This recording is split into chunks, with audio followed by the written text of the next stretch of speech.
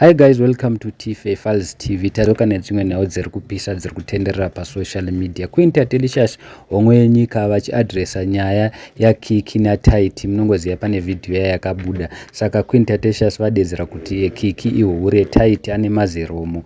Ungati munhu ari kurwara nechirwere. See full video. Hallelujah.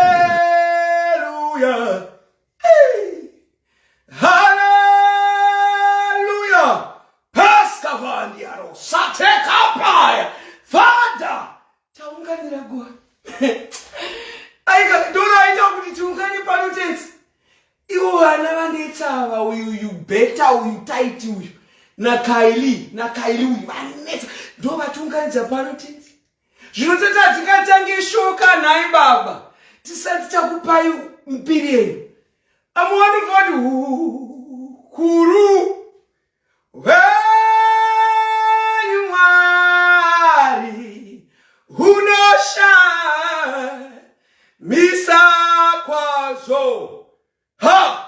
we give you all the glory and we just agreed you to be your vessels. Tingori midziyo yenyu baba, mbiri ndeyenyu, tinokutendai chiitai kuti vauya pano mwoyo yavo irerukirwe, vaseki vaumburuke nelaughter, isu tichingochovhera show nokuti muri Mwari hamuchinji. Baba, mutiregerere zvatinokutadzirai sekuregerera kwatinoita vanotitadzira. Mbiri nerikudzo zvidzoserwe kwamuri muzita rako Baba namwanakomana Jesu Kristu nemudzimu unoera. Amen. Okay, let's start. Hey Jehovah, kwakadi kumamana, you know, it's last minute. Imagine vana vamva wabuda zvasvakanzi we are not able to come to your live nekuti hama saka ndosaka muchinoona every time when I do an investigation I record my phone call so that vanhu vasazoti Queen vakati so tichatanga ende mugona ndaichazoda kutapa mashoko emusikana anonzi Kylie yekiki ndamubvunza ndikati zita rako unonzi anonzi Kylie because maitira anoita haitwe nevana vakatrainwa vakabva kune vanhu. You get me? The way she does the things. But mukutaura kwazoita anotumwa namai vake.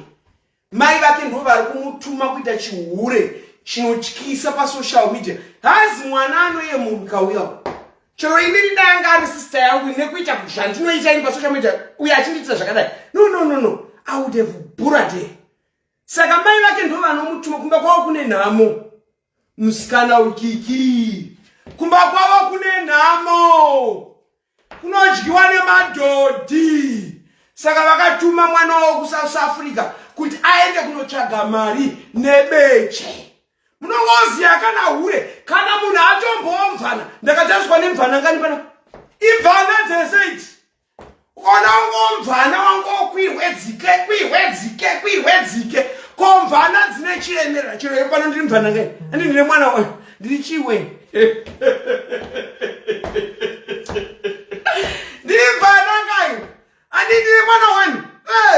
Second, this dialogue, you know, it's mvana.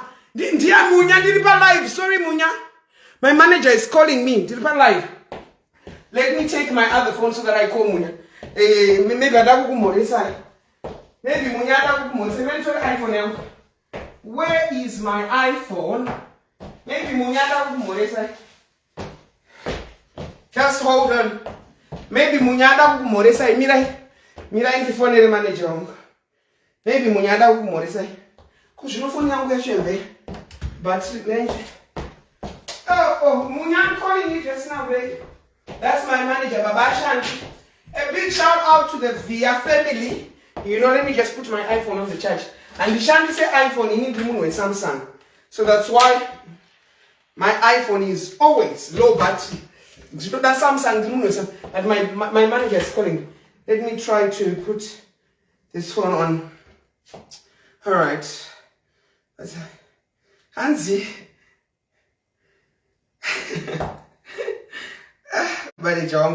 Okay, let me call. So that I'm set my manager. Let me try to call him. Munya in Canada. In Canada. All right. Yeah, connect. Okay, let me call Munya. Oh, good Lord. I love Munya zvisingaiti nemukadzi wake vimbai nevekwaviya vese. A big shout out to the Via family. Ndiye ari kuita kuti music yangu iyi, you know, my music career is moving very well. So I love Munya. Ngandimfonere. Aita missed call. And iwe mfana iwe zviri sei? Munya anonditi mfana ka. Ino Munya ndinomuti Blaz. You know, let me connect. Let me try. Hi. Hey, she say Bururu. More say one ndiri pa live. More say one that ndiri pa live 6,800 people vakatarisa. Itamakadi. Kuri say ku Canada.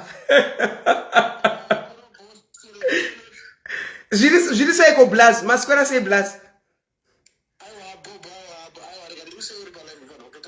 All right, Blast. Thank you, Blast. I just want to see out my life in Pano. Anton Sibam Ninka. Shandoitin owner manager, but he's a good vibe. I love him so much. So that was Munya, my manager. So then shout Imvana. Ndakati teseti Imvana Panama. Vakandi tarisa Imvana zese idzi. Imvana, you know, but mwana we are talking about ka sweet 16, you know. So we are going to begin. Pandafonera musikana uyu, ndamfonera nasi. Mkomana ndakamfonera nesuro, ndataura futi naye nasi, but let's begin with the conversation yemusikana. Yandataura naye nasi, so that munongonzwawo, you know, kuti kwakamira sei kuma, you know, kuma send line. Okay, let me try to remove this. Can you speak about this? He won't follow and now. Dewa Jesus, Jeshua mfaro and now. Taka piwana baba. He won't follow and hey, before I forget, a big shout out to the second lady of the country, my vice president. What's her name? My interest. You know, very humble lady. Shakaraba sonderebos. A big shout out. But let me just say her name nicely. Manonzi Mini Baloy.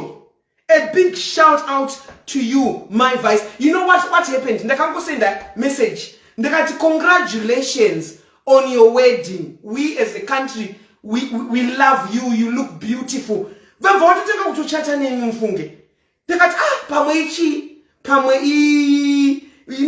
pamwe ghost. Dandafona video. Dino. So I honor you, ma.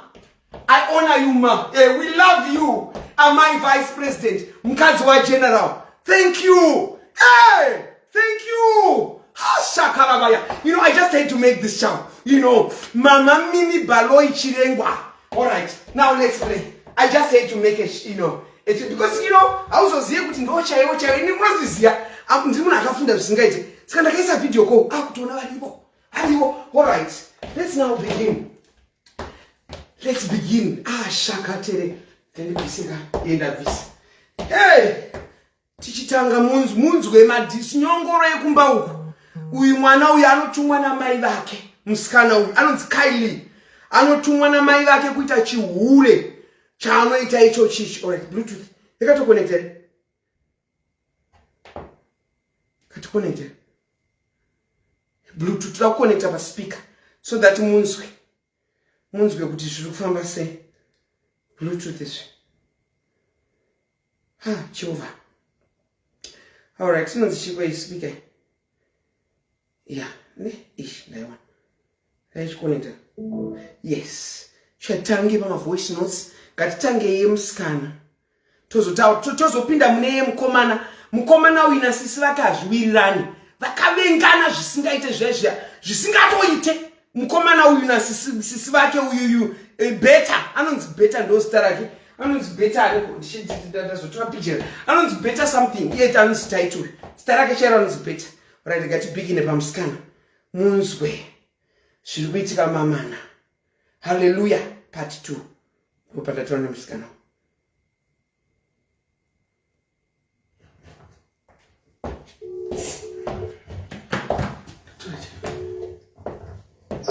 Hey, Shumba, maswera sei good. Anoera shumbaka. Unokoziya kana munhu achiera shumba. Tinomupa chindi ndimai vangu muera shumbaka ini. Apa musikana wake futi anoera chi? Anoera manjenjenje. Mai vakabereka mai vangu ndimanjenjenje. Saka ndeve kukama zvawo, kama chaiwo pachivana. Then Yesu isa pana. Musununguke munzwe. Iwe ningiwe taiti iwe. Andinakada basa nemi mazvinzwa. Ndane nguva 13 years ndichita ma live show pana. Ozonditi we cannot come so. Zvinondiri kuplay a voice note yako yawataura yakati unoroyana nasisi vako festival nemba menyu. Ndikuiplay yakwati ndisaplay.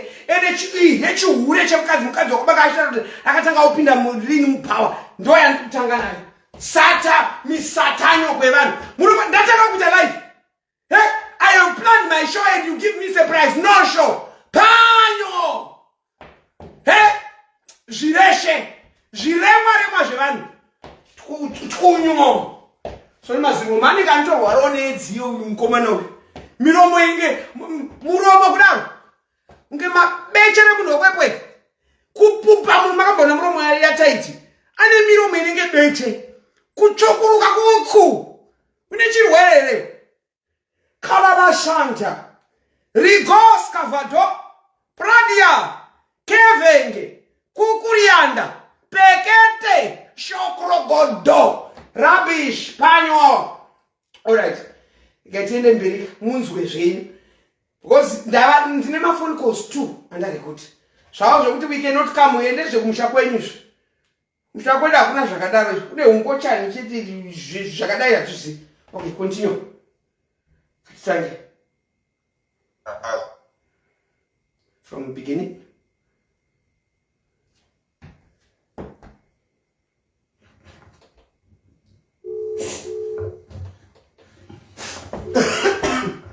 Hello. Hey, Shumba, maswera sei good.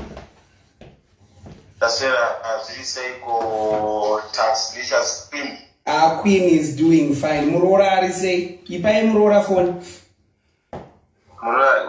Murora arinane zvake. Aska. Hey, Murora wematapsu. Muri sei kuitate? Mbele struzi kufarira zvisingaite. Ndoda pawakazoisa tatu nezita rasekuru vangu ndakabananzwa manyuku. Thank you. Kiki, zita rako Kiki, it's Kimberly, kana kuti Kelly, Kiki zvamire? Kylie. Oh, Kylie. Unezita remuzukuru wangu.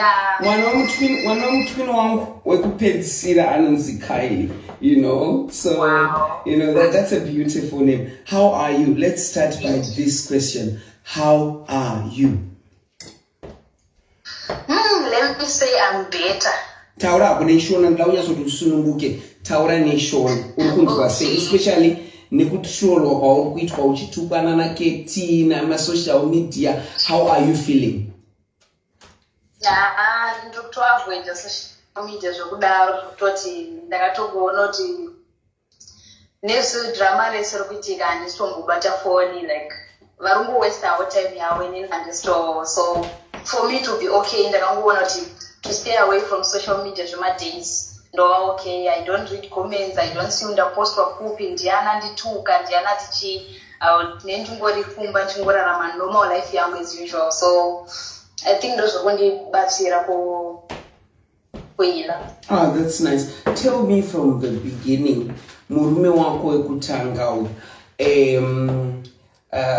why is he angry about relationship yako na Taiti? Ndo zvaingoita here kuti wakaona mukomana munyowana anokufurufusha?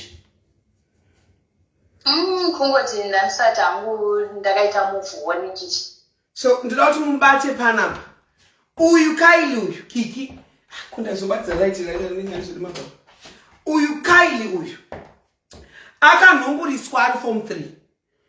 Anga ari mwana ane musikanzwa zvisingaiti, munozozvinzwa mukomana wacho achitaura. akaitiswa pamuviri pamauta zamu yanhumbu ari form 3 nemukomana wekutanga. Saka akatobvira kare aine chihure mwana uyu. Mwana ihure uyu. Hure riere matako mahombe randichadzisa kupinza nyoro hure riere matako mahombe randichadzisa kupinza nyoro ihure mwana uyu. Akabvira kare achihura. Saka ndada kuzobvunza kandakati murume wako kuti kozane mwana wake wokutanga iye mwana wake ege wokutanga anochengetwa namai vacho. Mai vacho kuZimbabwe vari kumupembedza kuti aite chihure chaari kuita mwana uyu. Mwana ari kutumwa namai vake kuti vanochokwezi mai vake baba vake havaende kubasa. Mwana uyu kaini uyu. Saka mai vakamva kuti zano nderipi rega ndiendese mwana kuti aende kunohura kuSouth Africa. Ndo paakati dhuma neuyu uyanzaro iri kutamba ere zamura yestatkan ari kutamba ere mazamenyika unongoona kuti vanhu vaoneka izamuri ipublic ningi national property mazamenyika they belong to Mnangagwa. These ones mazama baba mazamu enyika maza zamure nyika iri izamure nyika izamure nyika. Alright, let's continue. Ndinangokudza history kuti murume wacho wangu wanichibvunza kuti murume wako murume wekutanga waine mwana naye. Continue kai. Ndida kupa itu ma back stories ka. Yakulera. Continue baby. Okay. Saka paakaona iyo kuti ndaita kuvhoni then ndozvakamurwadza kuti ari kuona kuti munhu wacho anondida. You see matasakondendi edu everything zvatee tichiita. Aiwa isu content. Let me say to you this. Sekuru muripo here padhuze da kuti munge muchinzwa nchitaura. Yes, content iyo, it's not the real life. That's true. I want you to know that it's not real life. Chinonzi real life zvinhu zvinoitika padzimwa makamera. That's true. So when I see your content, I'm entertained and I love you as a couple. But kuti zvinzi real life vanhu vanotokuziyai off social media vanogara nemi kuti mukudanana. So kuti iye akaintrigwa neko zvaakaona social media zvitoratidza kuti mukomana uyu asati brain dzake hadzisi right, because people, they put things for social media for different reasons. Content, just wanting to be innovative. So, izvozvo zvakatongondiradza kuti mukomana wawadana naye, imhondi. Aikurova here nokuti muchiri kudanana murume? Chainyanya kuita as I said, akambotraya kuda kundiuraya at first painditi ndipise rumbu watwati. Ndoma zvapera ndiri kuno kwangu ndingamunyepera aingondishungudza zvezvokuti munongozivawo mamwe mabvisa ekuti munhu anenge akuti ane another woman life make vachindifonera vachindithreatena vachindiita sei. So ndozvichinji zvainyanya kundiita zvokuti ndada kusvika pakuona ndikanoti ane makore mangani mukomanawo? Ngatisataure zita rake because we don't want kuti timupe relevance yaasina, but ane makore mangani? Ane 25. Ane 25. Ione makore mangani? Maramba. Okay, but andifana zvokudisclosa makore. Aiwa, hure rakambotaura age. Kana uine 18 I'm below 20. Kana uine 21, 22 unongoti queen I'm below 30. Ndipe range. Makore for now queen no. Ihure rakambotaura age. Vaka kuti mukomana uyu wakatanga kudanana naye uri underage here. Sometimes vana vanodanana nevanhu vari underage then itori abuse iyoyo, but wanga wako mature pawakatanga kudanana nemukomana above 18. Ndichiri kuchikoro. But wanga wamature. Ari form 3. Form 3 ndo pakaitiswa nomu. Ende mwana wenyu wami naye ane makore mangani? Queen, come on. Like real life, she can't find it and go social media. Real life people, alright, that question is okay. We can leave that question. But Trukuti, murume uyu play a role here mu child care. Arikubatsira kuchengeta mwana here. No, nakana zvaarikugoita nakana mari akatumira kawane paiti ndiuye kuno ndopa akatumirawo mari chete. So pamwe pese apa hadina iye paakatanga kuvabhita antika zvokutodaro paakaona pasocial media antika ndopaakazotanga kuvabhita ndopaakatanga kuthreatena what. All right. So when we talk about kuti ane mwe mukadzi angaine mwe mukadzi uri kuZimbabwe here kana kuti wakatongozosvika uchiriwa surprise uchiona munhu atione mukadzi kuno kuSouth Africa. Ndakatozongoona surprise because ndakatanga kuzongosivwa mapost. All right. Ndatigosiye nyaya iyoyo. Then you know, before I run a story on my social media platform, I do a lot of research according to Imimi, the two of you. And there are some people kuti vane information yako mamana omu. Anzi usati wasangana na Tate, wanga utomboro musikana we usiku, uchipinda mbawa, uchipinyoresa beche, yeah, and that, how true is that?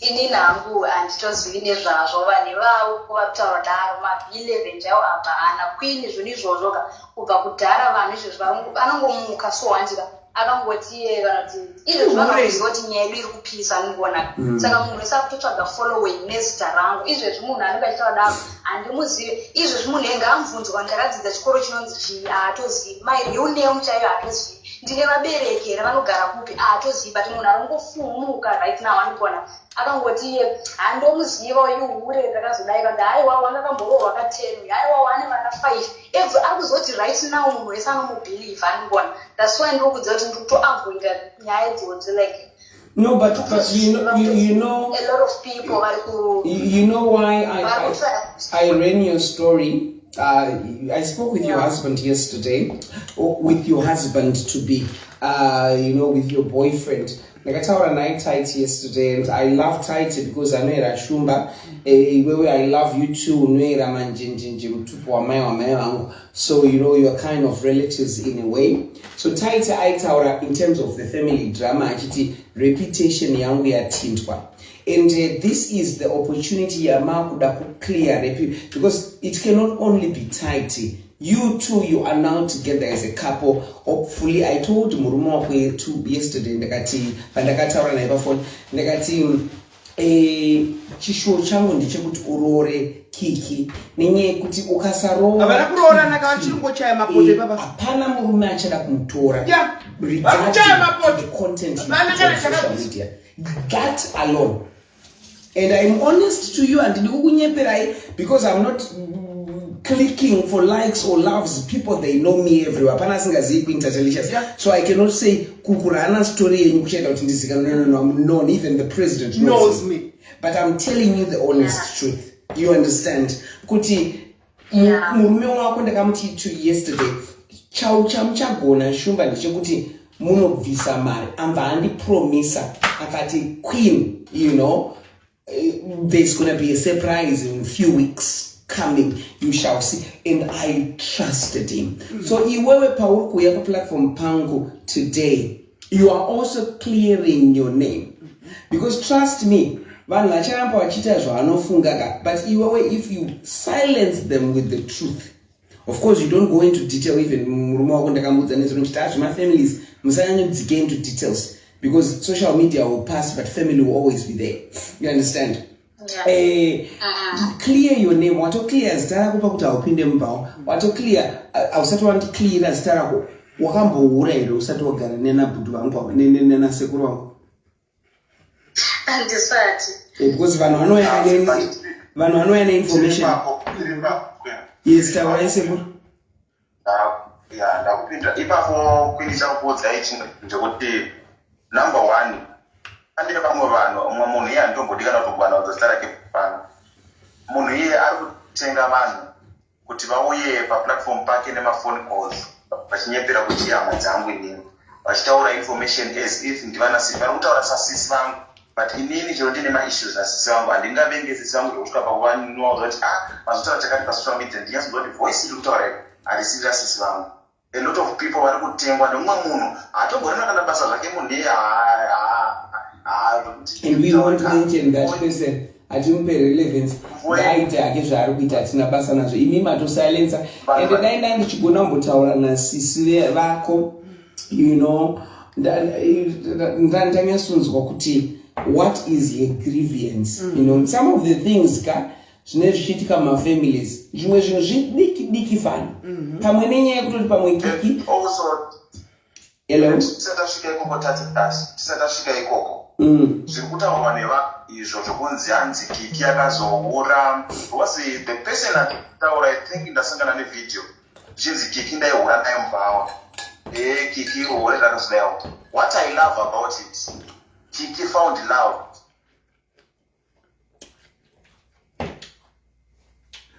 Ndiyangu ngachifonera kana chiko naye munondifonera kwandiri palive ini pano pamhata mani chiko pakana ndisiri palive ndo amufone unozoti muzvireshe izvi uri kufonei ndakutadzirei continue masikana kuchecho sipana ari kunifonera pano kwaichapei Tapa ma minutes mangani kuti apa it's 45 minutes tiri pa 8 minutes okay ndiani kwari kundifonera from Norway makungofona okay let's go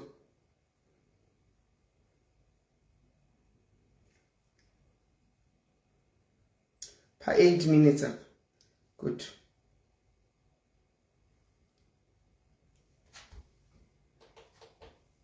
tushamisika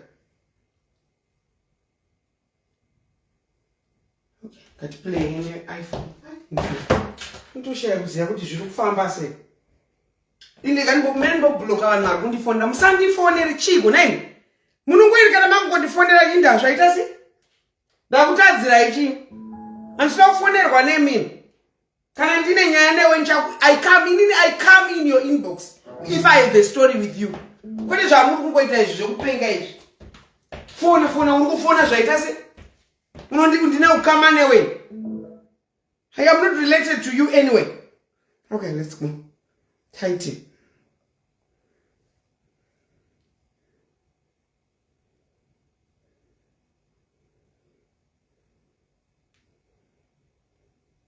okay play okay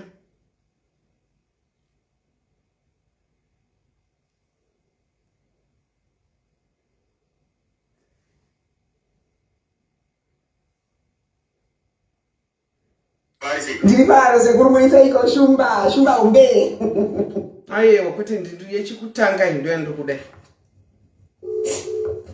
tatapa 8 minutes chi shumba okay you know with you knows me but I'm telling you the honest truth you understand kuti mume wako ndakamti to yesterday ciao yes shumba masipera sese kuti yeah just the bad papigo the bad okay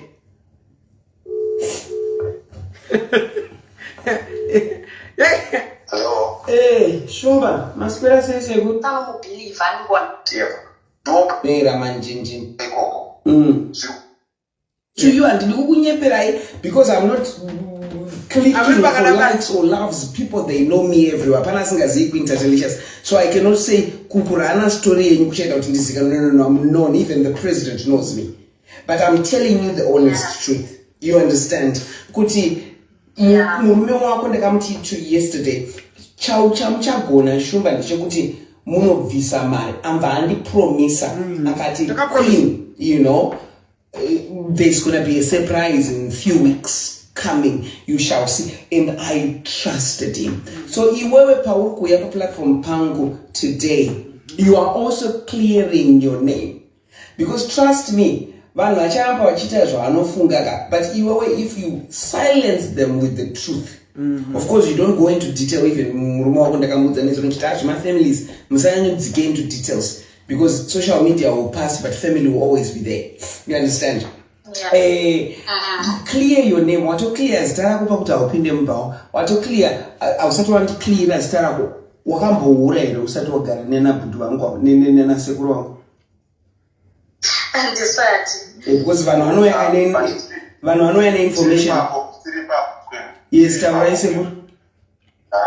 Ndakupinda ipapo kuita kuudza ndekuti number one ane vamwe vanhu umwe munhu iye andombodikana kugwana kuzostarake pano munhu iye ari kutenga vanhu kuti vauye paplatform pake nemafone calls vachinyepera kuti ihama dzangu inini vachitaura information as if ndivanasisi vari kutaura sasisi vangu but inini chero ndine maissues nasisi vangu handingavenge sisi vangu zvokusvika pakuva ndinowanza kuti mazotaura takati pasocial media ndinyazodoti voice iri kutaura harisiri rasisi vangu.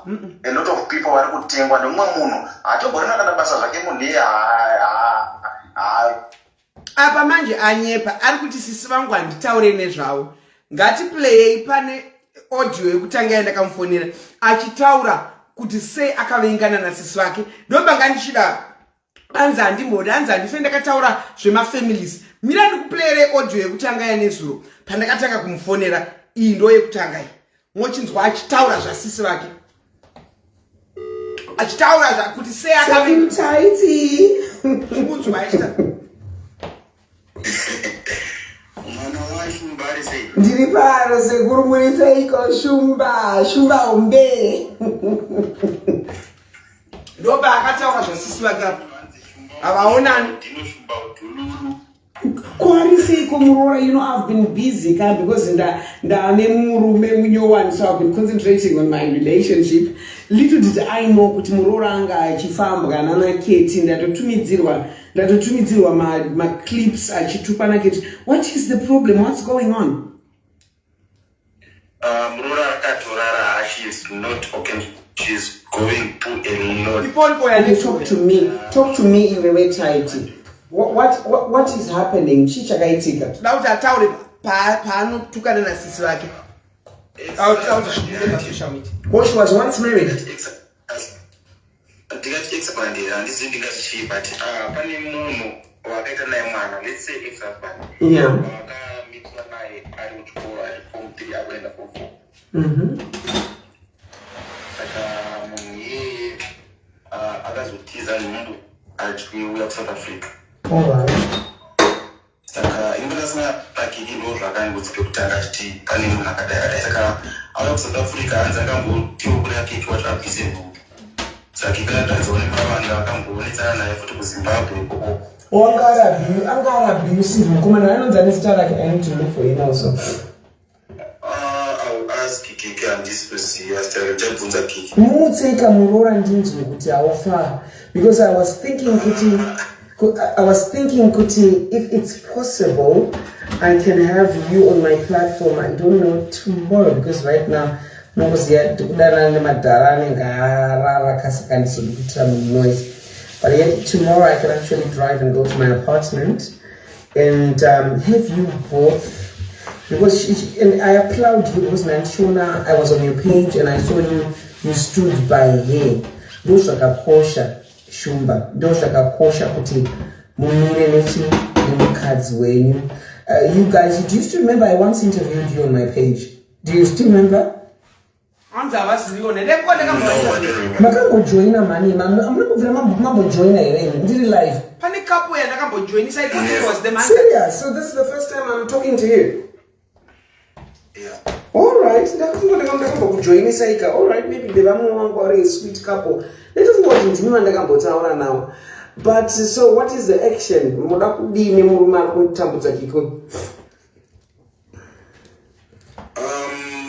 Now it's also the garden cinema plans again because maybe gonna match video matters that are Changata tango mira iye ndechekuti kunetsa kwaita chitoda kubuditsa mavideo da kubuditsa mavideo saka takanya kumubowa ndepakaenda hama dzangu kumba pana Kiki akanzwa kudaro because vanobva kuti kure saka akanzwa kuti hama dzangu dzakasvika kumba kwana Kiki, and also pakazoiswa Kiki tattoo, pakabuda nyaya yetattoo ndobva tazomboona mavideos abuda isati sindataura naye ipapo, but anga agara achithreatena kuti utanda kubudisa mavideos. Ko mwana nhumbu yakazodii? Mwana akazozvarwa?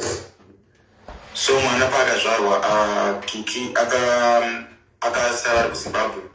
Murume ndobva azoti kuna Kiki uya kuSouth Africa. Saka Kiki anoti mama wake ndo vakaramba kuti auye nemwana.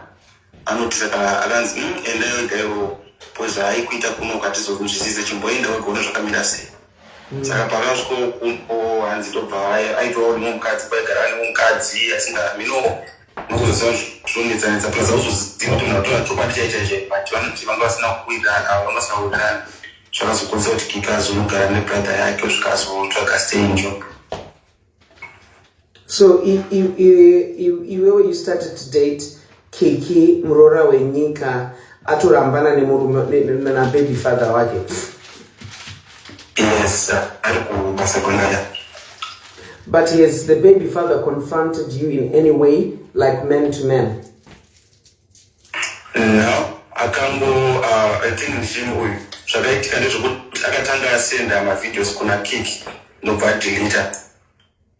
Ndobva azondisenderawo but pakandisendera inda ndatobva nyaya naKiki ndobva tangoona tikangosiya zvakadaro, then aona zvanyarara ndobva akatanga kutaura kuti ndomabudisa. Ko uyu ari kufamba achitaura kuti sister yako yechino iwewe hanzi une history yekwazi, how true is that? Politics between him and his sister. I know this just come back in the social media Tatelicious, but I'm gonna be honest with you. Ndikaramba ndakanyarara family. Kuzozvikanganisira website yangu because kazhinji nyaya dzefamilies munhu kaudzwa vanhu vakaudzwa paFacebook kuti munhu uyu achengeti mubereki, vanhu vanozvibatisisa and people they. Because I was not supposed to play this voice note, but because vazoita damage yekuti vadrop out last minute, chinzwa imunzwa kuti uyu nesister vakava sei vakavengana zvisingaiti, chiteni akunyatsotaura zviri deep zvomba mavo mukomana uyu support munhu asingachengeti mubereki munozviziva saka pane nyaya dzakamboitika last year. I think ndinofanira kuti nditaure zvino because I'm not sure. I think it will interview futhi because that kuziva. No, ukatonzwa homwe yenyika yafonaka, which means kuti yo. Yeah, that's true because you know I'm a national platform and people would want to hear from you. Because hapana munhu anogona kuripota nyaya dzevanhu seni, so vanhu vatokumbira nakati no, let me reach out, you know, so it's okay, you're free to talk. So what happened? Inini ndakabvira kudhara ndichiramba kutaura about family yedu, asi pane masituations anozokupusha waona kuti ndiri kusvibiswa zita. Ndakamboita video 3-4 days ago ndichitaura kuti who is tight, ndichitaura my journey. Kuuya kwandakaenda kuSouth Africa handina kutaura kuti ndakazosvika ndichigara nani because I wanted to protect my family. Ndakaona ndikagara nasister yangu, zvinhu zvakaoma ndiwo kandiunza muSouth Africa. Ndakagara nasister yangu ndikabva pamba pavo. Unonza nesister yako? Just first name. No, just first name, not surname, so that two ways are credible munyaya yako. I think it's not good for me. All right, getting what sister, it's okay. You getting what sister? Yeah, it's not good. Ndakabva pamba pasister yangu ndobva ndazodzoka futi zvinhu zvainetsa pakazoita malockdown 2016 ndobva vazonditi ndibve pamba pavo 2021 vatiti ndichibva pamba pavo ndakabva ndaenda kuna someone wandaita naye zvekutaufumabiswerika nomuti wangudaikuita zvekurekoda kuita music. Unoimba here? Ndakutengesa kunazvo. Hello? Unoimba here? Unoimba here? I love singing and but I love singing. That's nice. I'm into music as well. I love singing, but you know record zvangu vanhu vanoimba, but for now ndakazvipira because zvonditorera time. That's true. So ndakabva ndaunda kune munhu anga ndautengesa tuma machines town there then that person akanditi no ausaenda kachikaitese saka ina nakutava pachiyoyo then futi ndakazosvika kuti ndava nemari ndakuda kupinda kuzimbabwe. My sister vakanditi vanga vapona ipapo vanga vane mwana vakanditi tora ndipo mari yodaendesa kuzimbabwe ndiende ini kuzimbabwe pandodzoka kuzimbabwe ndoyandokupa mari yako uchienda but chiribva kumba kwauri kugara because my sister vari kusiya murume wavo vega chiuya ugare nemurume wangu kusvika ndadzoka pandodzoka ndokuzvisira mari yako woenda kuzimbabwe. ini pandakasara uno basa rangu rakabva rakadhakwa because kumba kwavaigara kwazonetsa magetsi for a long time. Ndobva vadzoka kudaro akabva ndauza kuti basa rangu radhakwa ndobva vanditi chimira kuenda kuzimbabwe. Zimbabwe iwewo mari yaukandi utana kubadadza zvinhu zvako tinenge tichiti 1.5 yechikafu wakawapa mari.